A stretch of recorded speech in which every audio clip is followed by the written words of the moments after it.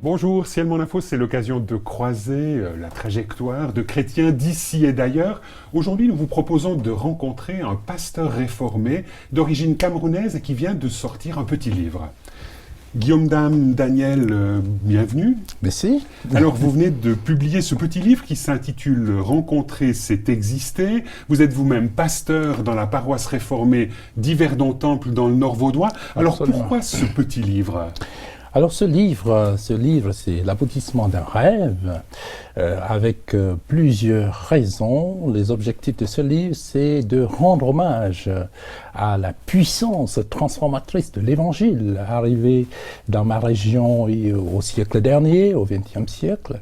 Mais il y a d'autres raisons, c'est encourager la collaboration Nord-Sud, c'est mettre en valeur la personne âgée aussi, c'est ce que je relate dans ce livre, mais aussi motiver mes compatriotes africains en proie au défaitisme, à croire au lendemain possible, meilleur. À des lendemains meilleurs. Donc finalement, pour vous, et le titre du livre l'indique bien, la dynamique de rencontre est importante pour ces lendemains meilleurs. Absolument, parce que des rencontrer, c'est exister, c'est effectivement ce que nous vivons, c'est ce que nous avons vécu dans le cadre familial de ma famille, parce qu'il y a eu une succession de rencontres, et en analysant toutes ces rencontres, je me suis rendu compte que ça nous a permis une autre vision, une autre vie familiale, un autre développement familial jusqu'à aujourd'hui. Alors il y a une rencontre qui est clé dans le livre, il y en a toutes sortes de rencontres clés, mais il y en a une en particulier qui est importante, c'est celle d'un jeune coopérant qui s'appelle Daniel Parot et qui arrive dans les années 60 au Cameroun. Oui, tout à fait. Daniel Parot, c'était un des coopérants envoyés par la Société protestante de mission de Paris. Il arrive donc au Cameroun et il va faire la rencontre avec un de mes frères aînés. Donc, je viens d'une famille où nous étions 12. J'étais le dernier de la famille. En fait, Daniel arrive presque au moment où je viens au monde, à ma naissance. Et la rencontre avec un de mes frères, Philippe Moumier, cette rencontre va déboucher sur une amitié extrêmement profonde. Une rencontre qui va permettre à ma famille de sortir de l'extrême pauvreté dans laquelle elle était pour un développement économique, développement sanitaire, développement éducatif de tous les membres de la famille. Ce Français, on a l'impression, en tout cas en vous lisant, qu'il devient même membre de votre famille. Il est adopté. Quelque part adopté par vos parents. Absolument, adopté. Il était le 13e enfant de notre famille. Et il m'a donné son prénom, en fait, le deuxième prénom que je porte, Daniel. Donc Guillaume Dame, Daniel, ça vient de ce Daniel Parot. Ça vient de Daniel Parot, justement. Et j'ai grandi donc, en fait, quand il est arrivé dans mon village, ma mère sortait à peine de la maternité. Mon état civil était déjà établi et il a souhaité, demandé, même supplié que je puisse porter son prénom à lui. Et c'est lui qui a demandé ça. Absolument. Et donc j'ai grandi en le voyant fasciné par ce Français originaire de Lyon, avec aussi la fascination de l'Europe. Donc j'ai grandi avec l'idée, l'image de l'Europe que je voulais découvrir un jour. Mais à la jeunesse, c'est tout à fait inimaginable, mais je me projetais en Europe déjà dès que j'ai commencé à grandir. Concrètement, qu'est-ce qu'il a apporté à votre famille ? Alors, il nous a ouvert à l'envie de pouvoir nous former, l'éducation, la formation, ce qui nous a aidé à ce moment-là. Il était impliqué comme coopérant dans un lycée confessionnel au Cameroun. Un lycée, oui, c'était une sorte de lycée, mais c'était un collège évangélique, donc d'obédience chrétienne, qui regorgeait des professeurs venant d'Europe et d'Amérique. Donc, il est venu comme coopérant dans ce cadre-là. Donc, c'était un formateur. Et sa présence a donc permis cette rencontre avec Philippe Moumier, avec... donc, votre frère aîné. Voilà, toutes les déclinations qu'il y a eu sur nous aussi. Nous avons dû nous former, aimer l'éducation. Ça, c'était important. Il nous a permis d'aimer, nous former, d'aimer l'éducation pour pouvoir aller de l'avant. Est-ce que vous diriez concrètement, c'est lui qui vous a ouvert aux études de théologie ? Alors, c'est venu plus tard. Les études de théologie, c'était juste après ma conversion. Parce qu'à 18 ans, j'ai rencontré un chrétien mûr qui m'a donné carrément une formation de disciple accélérée, ce qui m'a amené à la conversion. Et juste après ma conversion, à la fin de mes études secondaires, il y a eu la révélation de ma vocation pastorale, ce qui m'a conduit directement à la faculté de théologie après. La rencontre du Christ avait déjà été clé dans votre famille, puisque vous êtes issu d'une région à majorité musulmane, et dans ce contexte-là, votre famille, vos ancêtres, se sont tournés vers l'évangile de Jésus-Christ. Alors c'est surtout mon grand-père, donc le père de mon père, mon grand-père, est l'un des rares Bamoun, c'est ma culture, à avoir opté pour la foi chrétienne. Et donc les Bamoun, c'est votre ethnie? Notre ethnie, il y en a plus de 250 au Cameroun, hein, donc les Bamoun. Donc il a opté pour la foi chrétienne et a transmis cette foi à mon père, qui s'est donc formé et qui est devenu évangéliste, c'est ça, dans le cadre de l'Église évangélique du Cameroun? Tout à fait. Évangéliste qui a une autre connotation, hein. Ça veut dire qu'il devait parcourir des villages. Mon père a travaillé pendant plus de 40 ans à implanter des églises. Il était pionnier, donc il a construit même des églises. Il a travaillé toute sa vie comme pionnier évangéliste dans cette région du Cameroun, à l'ouest.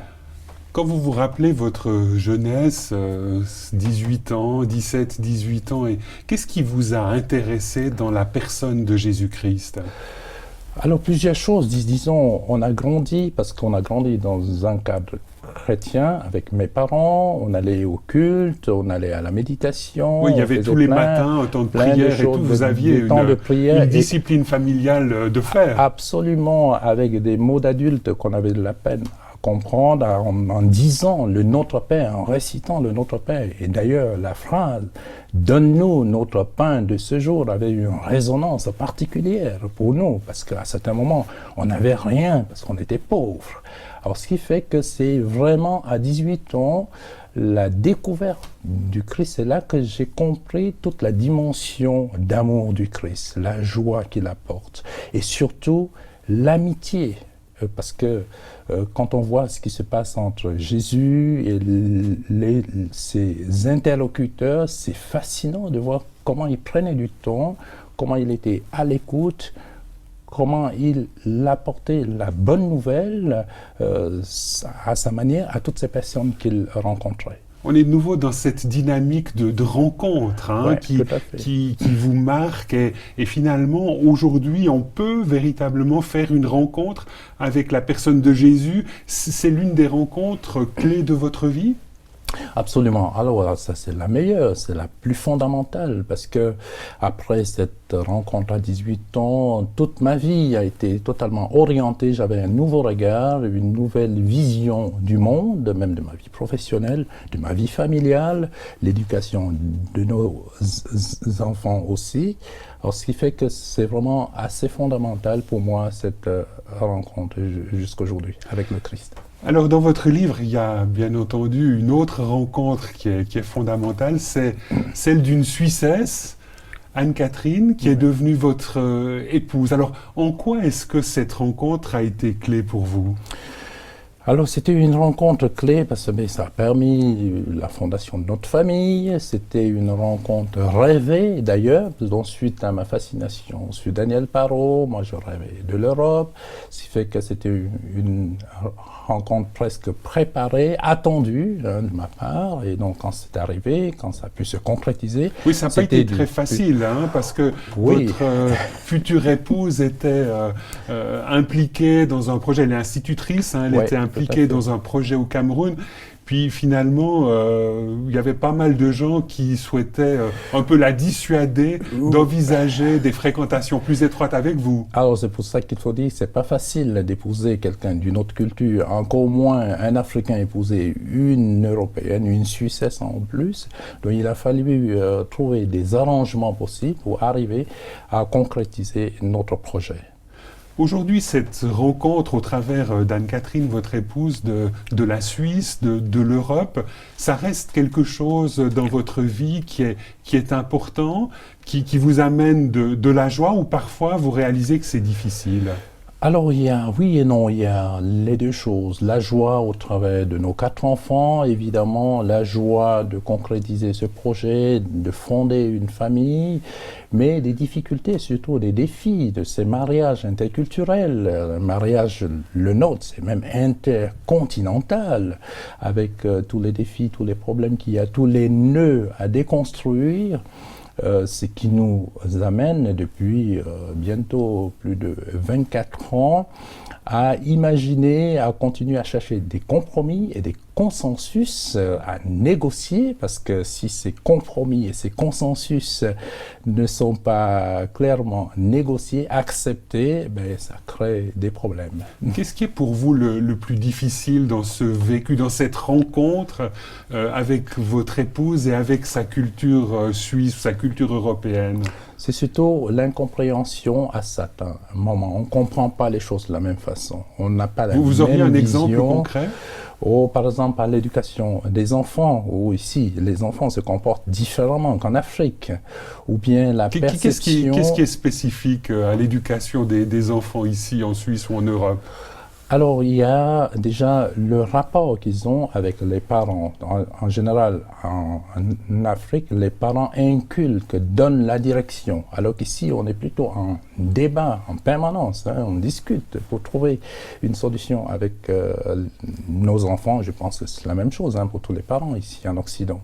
Donc, c'est un exemple. L'autre exemple... Donc là, vous avez dû trouver un compromis, pour reprendre vos mots, avec votre épouse. Quel est le compromis? Vous avez dû quelque part renoncer à l'éducation style africain, ou bien est-ce que finalement vous arrivez à trouver un compromis, un milieu, une voie médiane? Oui, le compromis c'était surtout le dialogue. On a adopté le fait de pouvoir dialoguer le plus possible avec nos enfants, ce qui n'est pas souvent le cas dans des familles africaines où les parents ont tendance à imposer, tout à fait. Donc là, le dialogue, ça c'était pour nous un bon compromis et on a pu donc assumer. Les enfants grandissaient et pouvaient donc apporter leur point de vue aussi sur certains aspects de leur vie. Aujourd'hui, il y a de plus en plus de rencontres interculturelles qui conduisent à des mariages entre guillemets mixtes. Quels sont les conseils que vous donneriez en lien avec votre expérience? Alors, des conseils, bon, peut-être quelques idées et suggestions pour avoir vécu un tout petit peu, c'est vraiment de pouvoir négocier dès le départ un certain nombre de choses. C'est vrai, au début de la rencontre, c'est la fascination du départ, de la rencontre, la joie d'avoir des beaux enfants métis, tout plein de choses. Mais il faut aller en profondeur, c'est-à-dire poser des questions de fond, négocier des compromis, parce qu'il faut pas se leurrer, il faut savoir que c'est différent, il y a plein de choses qui sont différentes qu'il faudra négocier. Est-ce que ce livre, Rencontrer, c'est exister, vous l'avez aussi écrit quelque part pour vos enfants? Oui, tout à fait. Pas seulement pour nos enfants, mais pour toute ma famille en Afrique, parce que c'est une sorte de biographie familiale aussi. Donc c'est ce qui m'a encouragé à mettre ça en place pour aussi montrer à nos enfants ici d'où ils viennent, parce qu'il faut qu'ils assument leur double appartenance. Et comment est-ce que vos enfants ont réagi en lisant ce livre? Ils l'ont lu? Ils l'ont lu, ils l'ont tous lu, tout à fait. Ils l'ont lu et on a même écrit certaines pages ensemble, puisque je leur ai demandé leur avis. Ils l'ont Donc lu, vous êtes vraiment dans cette dynamique du dialogue fait, et de la négociation avec vos enfants, y compris par rapport à ce que vous rédigez. Par rapport à ça, aussi par rapport à d'autres aspects, parce que dans notre famille, ce qui fait notre bonheur aussi, c'est la musique qu'on fait ensemble. Ça, c'est aussi un autre aspect du dialogue, qui vient enrichir le dialogue que nous avons avec nos enfants, de pouvoir faire de la musique ensemble avec eux à la maison. Guillaume Dame Daniel, merci beaucoup de nous avoir rejoints sur ce plateau de Ciel Mon Info. Je rappelle que vous venez de publier ce petit livre « Rencontrer, c'est exister » aux éditions Réa. Madame, Monsieur, nous espérons que cette émission vous aura intéressé. Au revoir et à bientôt.